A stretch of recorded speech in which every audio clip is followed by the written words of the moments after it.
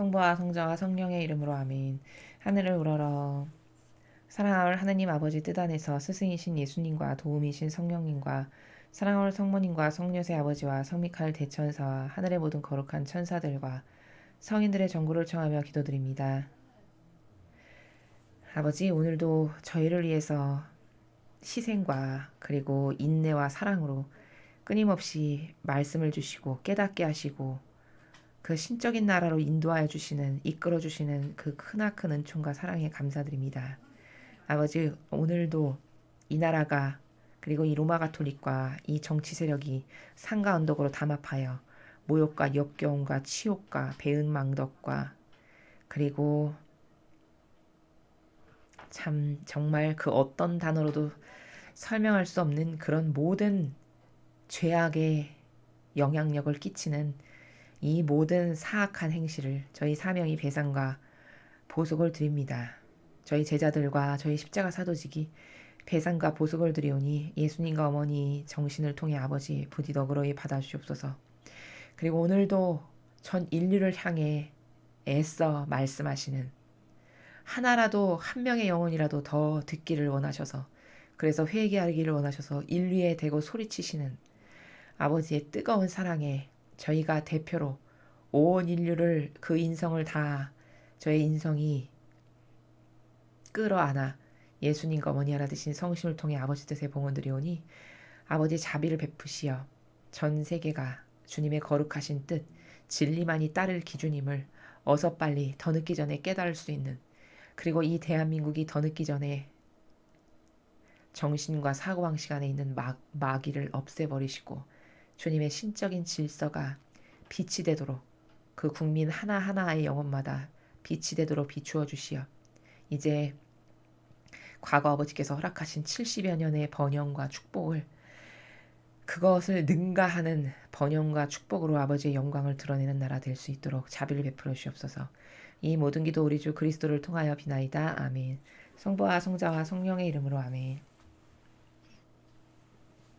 안녕하십니까. 하느님의 뜻 선교수의 윤피아수녀입니다.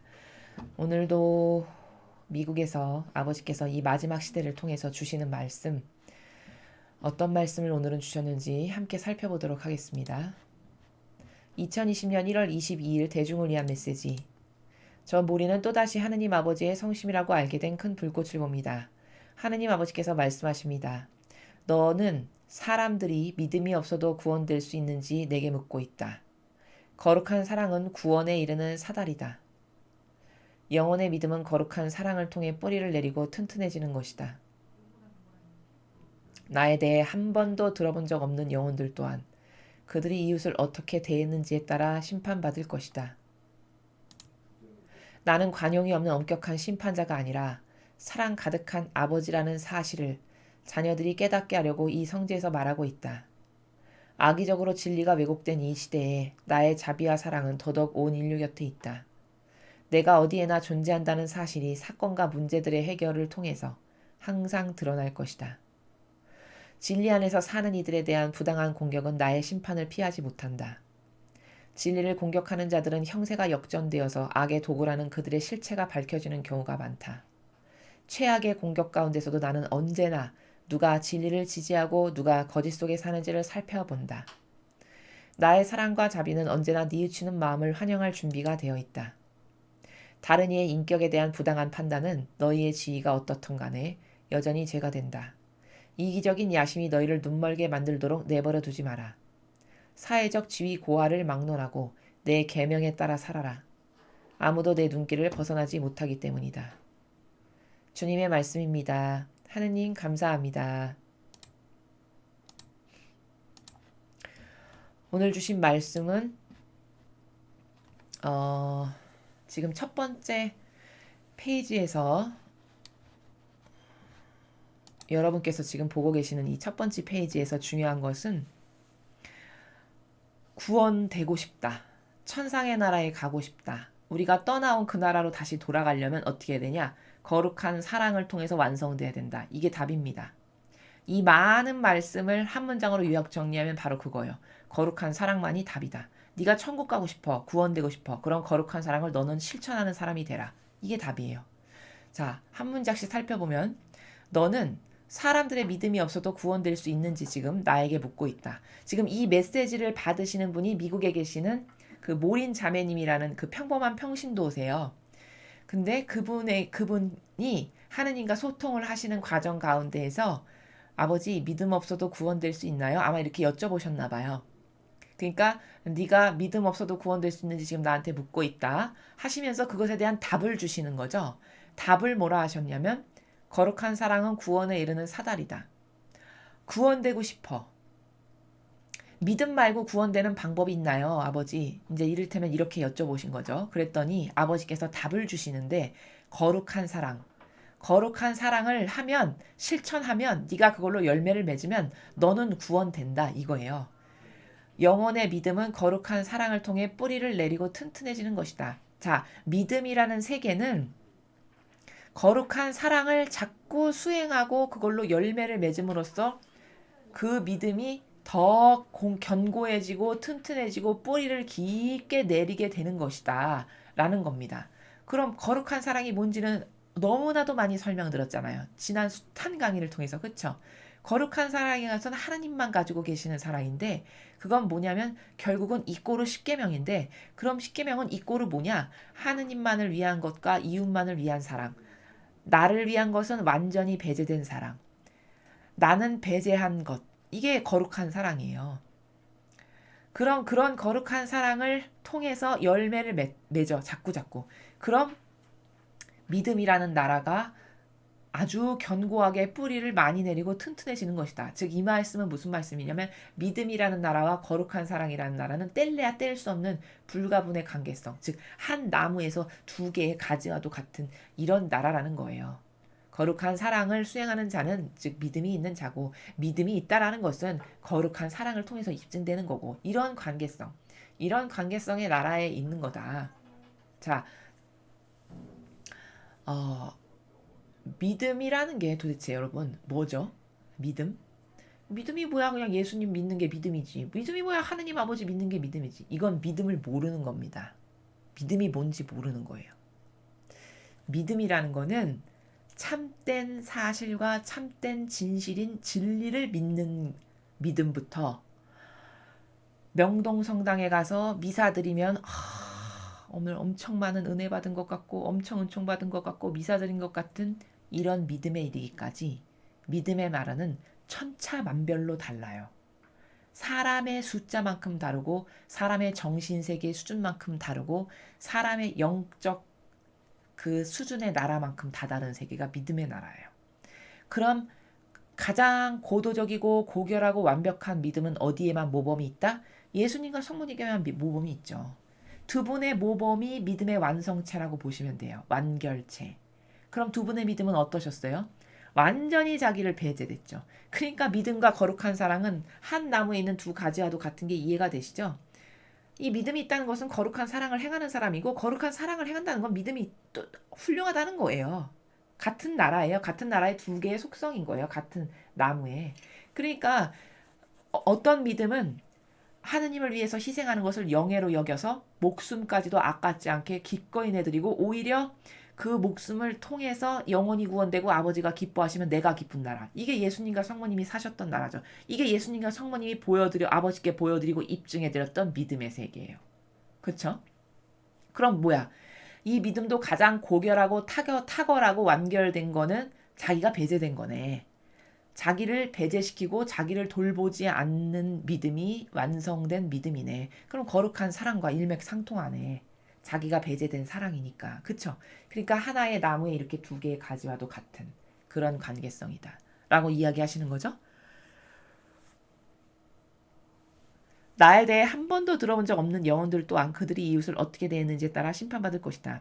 자, 구원되냐 안 되느냐는 예를 들어 나를 몰랐어. 한평생 살아가는 동안. 계기가 없었어. 하느님을 알 수 있고 예수님을 알 수 있는. 그랬더라도 그럼 그 사람은 어떻게 심판을 받을 건가? 나를 몰랐어. 근데 한평생 그 영혼이 행한 것을 이렇게 봐. 특히 사랑 실천을 이웃에 대해서 어떻게 했는지. 근데 이웃에 대한 사랑 실천이 있었고 자신을 배제시키려는 의지가 있었고 이런 열매가 보인다. 그럼 구원되기에 합당한 거죠. 그것에 대해서 보고 심판을 하신대요. 그 팩트, 열매를 보고 심판하신다는 거예요. 물론 예수님을 믿으면 더 좋겠지. 그러나 모를 수도 있고, 기회가 없어서 깨닫지를 못했을 수도 있고. 그럼 그런 영혼들은 어떻게 심판하냐? 그들이 이웃을 평소에 어떻게 사랑했는지, 이 사랑의 나라를 통해서 얘가 거룩한 사랑을 행했나, 사사로운 감정을 따르는 저급한 사랑의 나라에서 살았나, 분별 가능하잖아요. 얼마든지. 그것을 통해서 다 심판이 가능하다는 말씀이죠.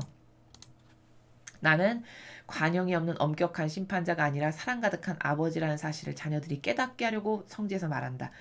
그러니까 하느님을 잘못 생각하면 아우 심판받으니까 무서워. 어떻게 심판을 받게 될까? 뭐 요런 나라밖에는 또 없는 부작용이 있을 수 있잖아요. 특히 구약의 하느님밖에는 여기 인메모리 된 게 없는 분들은 구약의 하느님은 이렇게 징벌하시고 사람을 죽이는 이런 나라가 많다 보니까 오해를 하는 경우들도 많이 계세요. 이건 역시 가르치지 않아서인데 하느님을 잘 모르시는 거죠. 그런 걸로 오해를 할까봐 그런 부작용이 있을까봐 아버지께서 말씀하시는 거죠. 예, 나는 심판자가 아니란다. 나는 그 자신의 부모가 사랑 가득한 부모시잖아요. 물론 잘못했을 때 혼을 내는 건 당연한 거죠. 마땅히 받아야 되는 거죠. 그럼 그 혼내는 것까지도 사랑이라는 걸 아냐는 거죠, 자식이. 그건 엄연한 사랑이에요. 혼을 내고 엄격하게 하는 것조차도 그 자식의 영혼이 똑바로 되기 위해 가해지는 사랑의 다른 종류의 방법인 것이지, 그게 사랑이 아니라고 생각하는 것은 인간의 병든 사고방식이나 그런 것이죠. 그런 관점에서 봤을 때 하느님 아버지는 사랑 자체시라는 거예요. 악의적으로 진리가 왜곡된 이 시대에 나의 자비와 사랑은 더더욱 온 인류 곁에 있다.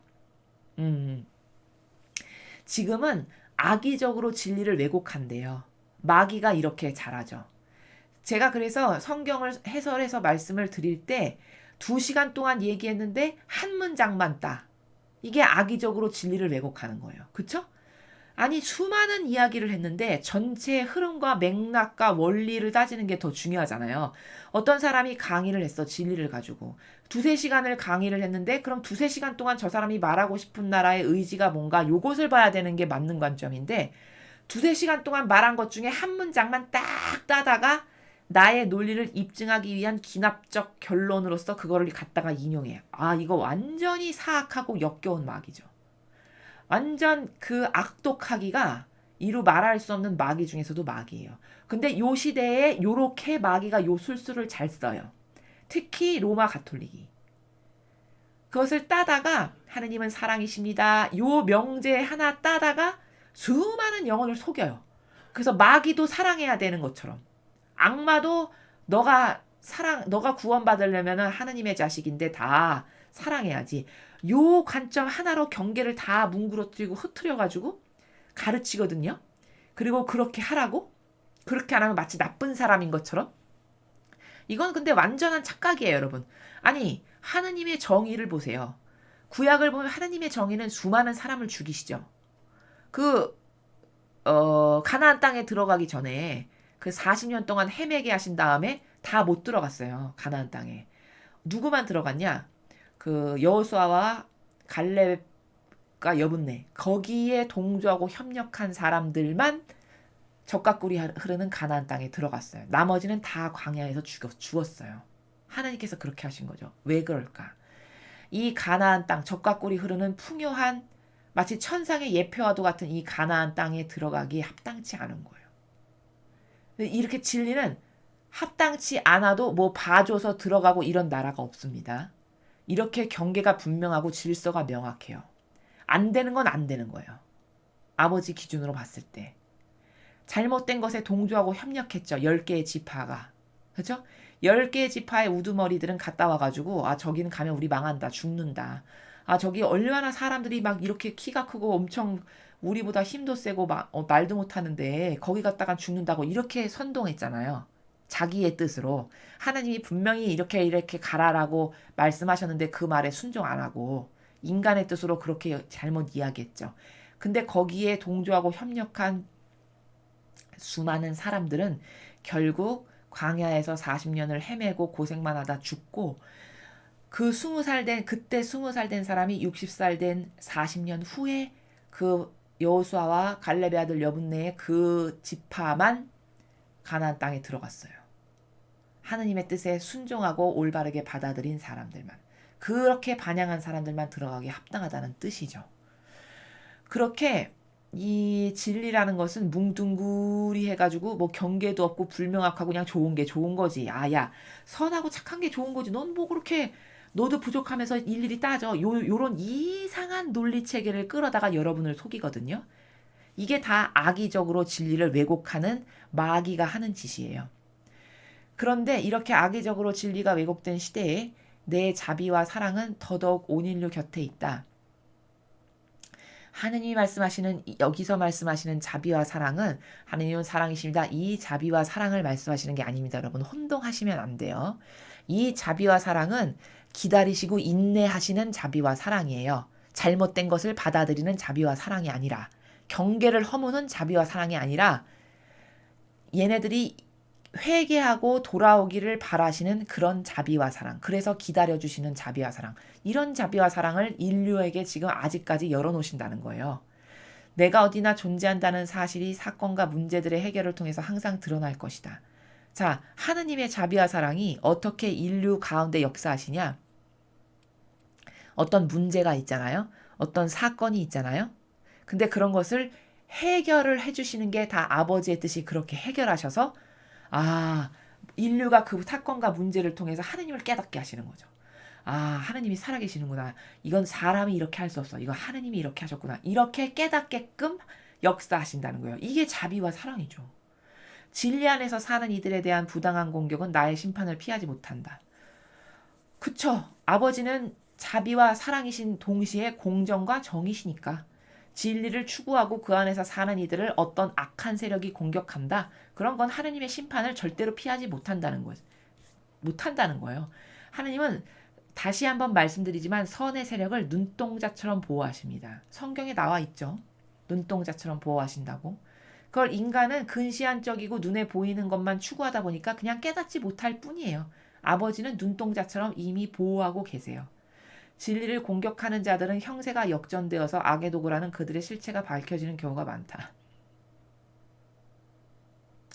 여러분, 지금 시대가 정말 특히 우리나라가 너무 절망스럽고 좌절스럽잖아요. 그치만 끝까지 희망의 끈을 놓으셔서는 안 됩니다. 왜냐하면 하느님이 계시니까요. 그리고 여러분, 엄청나게 고통과 희생이 많이 치러질 거지만 결국은 하느님의 뜻이 승리하실 거고 진리가 다스리시는 나라가 올 거예요. 근데 그 오기까지 많은 고통과 아버지께서 허락하시는 그런 악으로부터의 받는 고통, 그리고 그 악을 이제 처벌하시기 위해서 허락하시는 정의로 주님의 정의가 쏟아내시는 그 고통으로부터 또 우리가 많은 희생과 고통이 따를 거거든요. 근데 어쩔 수가 없는 거예요. 이런 하느님께서 허락하시는 일련의 과정들을 통해서 형세가 역전돼서 이제 악이 낱낱이 밝혀지게 될 거라고 하시는 거예요. 그러니까 희망을 가지십시오.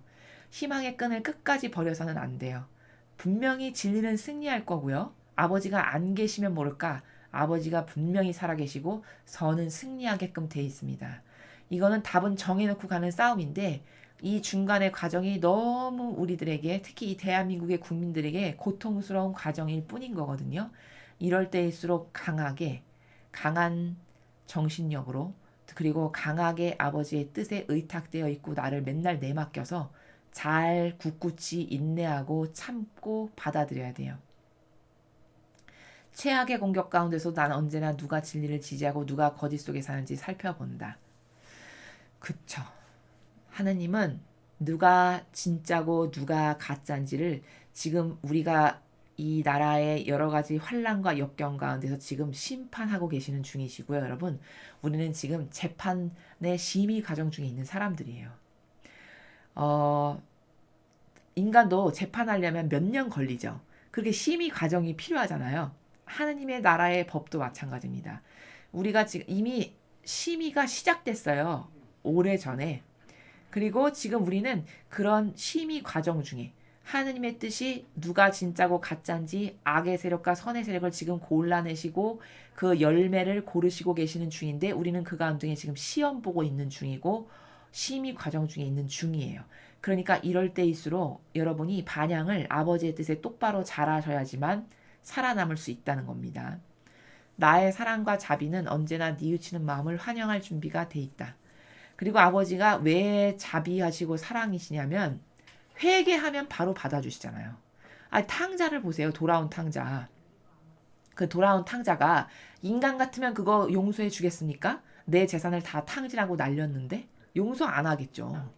용서 안 하고 엄격한 아버지 같으면은 왜 왔어? 나가서 내가 준 돈으로 네가 벌어먹고 살든지 빌어먹고 살든지 나가. 이렇게 할 수도 있어요. 근데 문제는 뭐냐면 이 영혼이 회개를 했다는 게 키포인트예요. 이 아들이 비록 그런 죄악을 저지르긴 했지만 진실로 회개를 했잖아요. 그러면 아버지의 관용과 자비가 그냥 한없이 나가시는 이런 아버지세요. 이러니까 사랑과 자비하시다라는 거예요. 무조건 아무나 사랑하고 아무에게나 자비를 베푸니까 사랑과 자비하신 아버지가 아니고 경계가 없고 그냥 아무에게나 경계를 다 무대뽀로 허물어가지고 너도 사랑하고 너도 사랑하고 너도 사랑해야지. 이런 사랑과 자비가 아니고 하느님이 여기서 말씀하시는 나는 사랑과 자비의 아버지다라는 것은 회개하고 뉘우치면 쿨하게 언제 그랬냐는 거 물어보지도 않고 받아들이시는 이런 아버지니까 사랑과 자비의 아버지라고 말씀하시는 거예요. 요걸 교묘하게 마귀가 그렇게 갖다가 쓰는 겁니다. 다른 이의 인격에 대한 부당한 판단은 너희의 지위가 어떻든 간에 여전히 죄가 된다. 그리고 우리에게 주의할 점을 가르쳐 주시죠. 아무리 저 사람이 죄인이야. 누가 봐도 죄인이고 누가 봐도 욕먹어도 싸고 누가 봐도 망해도 싸. 그치만 그렇다 하더라도 너희는 그걸 판단하거나 단죄하는 역할을 너희가 해서는 안 된단다. 그건 여전히 죄가 된단다. 지위 고하를 막론하고. 그쵸? 어떻든 간에 네가 아무리 높은 사람이라고 해도 누구에 대해서 심판하고 판단하는 것은 죄가 된다. 왜? 이건 왜 그렇죠? 무슨 원리에서? 그 영혼을 판단하고 심판하고 단죄하실 분은 만드신 분인 하느님 아버지에게만이 그 지위가 합당하죠. 그쵸? 여러분은 영혼을 창조한 사람들이 아니시잖아요. 저도 마찬가지고. 우리는 영혼을 만든 창조주가 아니에요. 우리는 그분의 피조물이지. 그리고 우리는 그러한 권한이 우리에게 없어요. 존재 자체가, 위치 자체가, 우리가 살아가야 될 위치적 나라 자체가. 그러나 만드신 분에게는 당연히 권한이 있죠. 왜? 만들었으니까 내가 주인이니까. 그러니까 그런 주인은 하느님 아버지 한 분뿐이시니까 그런 판단과 단죄는 아버지만 하실 수 있다는 거예요. 이기적인 야심이 너희를 눈멀게 만들도록 내버려 두지 마라. 자, 참 저 야심이라는 게, 저 이기적 야심이라는 게 이 정치 세력과 종교 세력이 타협하는 수많은 사람들의 그 이유 중에 하나가 뭘까? 저 이기적 야심 때문이죠. 그 자기의 개인적인 그 이익, 눈앞에 당장 보이는 그 명예와 지위와 돈, 기타 등등 이런 이기적 야심. 이게 눈멀어가지고 지금 이 나라가 이런 처지에 처한 거잖아요. 종교와 정치가 한 몸이 돼가지고 산과 언덕으로 타협하고 서로 도와줘서 공산주의, 사회주의 나라로 지금 가고 있는 거잖아요. 만들려고 하는 계략 가운데 우리가 이렇게 핍박받고 살아가고 있는 거죠. 이게 다 뭐냐? 그들의 마음과 사고방식 안에 마귀가 이기적인 야심으로 충동질을 하는데 그들이 진리도 모르고 깨어있지도 않고 하느님의 일꾼으로 살지도 않다 보니까 다 넘어간 거예요. 마귀의 속임수에 그 충동질하는 자아에 충직한 종이 된 거죠. 이래서 두 세력이 타협해서 정치와 종교 지도자가 한 몸이 됐어요. 그래가지고 나라를 이렇게 지금 3년 동안 끊임없이 70여 년 동안 엄청 힘겹게 피땀으로 수많은 우리의 부모님과 조상님들과 할머니 할아버지들이 만들어 놓은 이 번영과 축복과 평화와 풍요의 이 나라를 이렇게 지금 갈기갈기 찢어두고 있는 거거든요. 이건 다 뭐냐? 그 인간의 그 이기적인 야심이라고 오늘 아버지가 말씀하신 이 자아의 발로에서 나오는 수많은 역겨운 것들. 내가 좋아지고 내가 부자 되고 내가 명예가 높아지고 내가 어떻게 하면 좀 높은 자리에 앉을까 하는 이런 역겨운 것들에 충직한 종이 된 거죠. 그래서 이 나라가 지금 이렇게 된 거라는 거. 그렇게 눈멀게 만들도록 내버려 두지 마라. 그렇게 되면 영혼은 어떻게 될까요? 패망만이 답이죠. 사회적 지위고하를 막론하고 내 계명에 따라 살아라. 아무도 내 눈길을 벗어나지 못하기 때문이다. 사회적 지위 고하를 막론하고 계명에 따라 살아라. 교황이건 대통령이건 추기경이건 주교건 장관이건 국회의원이건 그 사회적 지위 고하와 아무 상관없어요. 지옥 가고 연옥 가고 천당 가는 것은. 그쵸?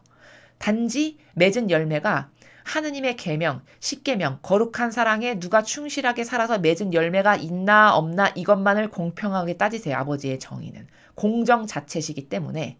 그래서 사회적 지위 고하를 막론하고 내 계명에 따라 살아라. 이 계명은 뭐죠? 이 앞에 부분에서 말씀하셨죠? 거룩한 사랑이라고. 거룩한 사랑에 의해서 열매 맺은 거 없으면 천국에 아무도 못 간다라고 이미 가르쳐 주셨어요. 답을. 그 계명, 거룩한 사랑이라고 하면 그 십계명. 그것에 따라 살아라. 그것에 따라서 살아서 맺은 열매만이 네가 천국도 갈 수 있고 지옥도 갈 수 있고 연옥도 갈 수 있는 게 결정된다. 아무도 내 눈길을 벗어나지 못하기 때문이다. 여러분, 큰 착각 중에 하나가 뭐냐면 특히 신앙인이 가지고 있는 엄청난 착각 중에 하나가 뭐냐? 교황이다. 그럼 천국 갈 거로 생각해요. 근데 여러분,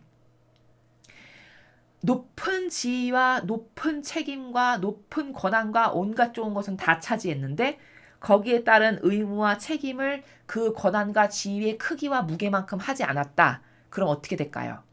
차라리 너는 나를 몰랐던 게 낫다에 해당합니다. 차라리 평신도로 평범하게 살면서 남에게 악한 영향력은 안 끼치고 소박하고 성실하게 신앙생활 한 이 사람보다도 더 못한 지옥의 저 끝으로 가기에 합당해요. 왜?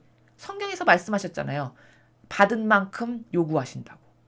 그 받은 건 엄청 많이 받았는데 맺은 열매는 저 평신도만큼도 못한 사악한 열매를 주렁주렁 매달았네? 그럼 지옥 가야죠. 공정하시니까 아버지는. 지옥 중에서도 저 상지옥, 저 끄트머리에 엄청 뜨거워가지고 그냥 영원무궁토록 고통받느니 차라리 지금 당장 죽었으면 제발 소원이 없겠네. 이럴 만큼 뜨거운 나라. 거기 가기에 합당한 거죠. 아, 거기 가는 게 정직한 거죠. 왜? 수많은 영혼에게 매일같이 악영향을 끼쳤잖아요. 전 세계 카톨릭 인구가 몇 명인지 제가 모르겠는데 전 세계 카톨릭 인구에게 매일같이 악영향을 끼쳤잖아요. 무슨 교서 반포하고 뭐 말하고 무슨 행복 십계명 만들고 종교 연합하고 뭐하고 이렇게 해서 수많은 영향력 끼쳤잖아요. 그럼 그 영향력으로 죽어간 영혼의 숫자를 헤아리면 얼마나 많겠습니까? 그쵸?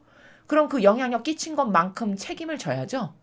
아니 나라도 뭐 이런 거 대통령이 책임져야 된다라고 따져 묻잖아요. 한 나라의 국민들도. 아, 이 자연법도 그렇잖아요. 그럼 천상의 법은 책임이 없을까요? 의무를 다 하지 않은 것을 안 물으실까요? 아, 철저하기 때문에 더 열심히, 더 철두철미하게 물으시는 나라예요. 그래서 높아지고 좋아지고 많이 받는 것, 높은 지위 갖는 것 이런 건 엄청 좋아하잖아요. 삼중간에 모자 쓰고 지팡이 자기 키보다 더 높은 거 이렇게 들고 다니면서 막 지팡이 천으로 막 감싸고 막 이렇게 해서 하잖아요. 그 지위를 드러내기를. 그런데 그렇게 자기가 많이 받아 누린 거에 합당한 열매를 하나도 안 맺었고 오히려 마귀의 열매를 맺었다. 그러면 어떤 판결을 아버지가 하실까요? 그 추론이 다 되는 거 아닙니까? 여러분, 성경의 수많은 원리로 추론이 다 가능한 거예요. 아무도 눈길을 벗어나지 못한다라는 것은 지위 고하를 막론하고 하느님의 법은 너무 공정하시기 때문에 맺은 열매를 가지고 정확하게 판단하신다는 거예요. 누가 어디에 갈 만큼인지를. 그죠? 마음의 그림자도 하시는데 무게를 사람은 먼지의 무게는 잴 수 없지만 하느님은 먼지의 무게까지도 재실 수 있을 만큼 그 영적인 것을 세심하게 가려내세요.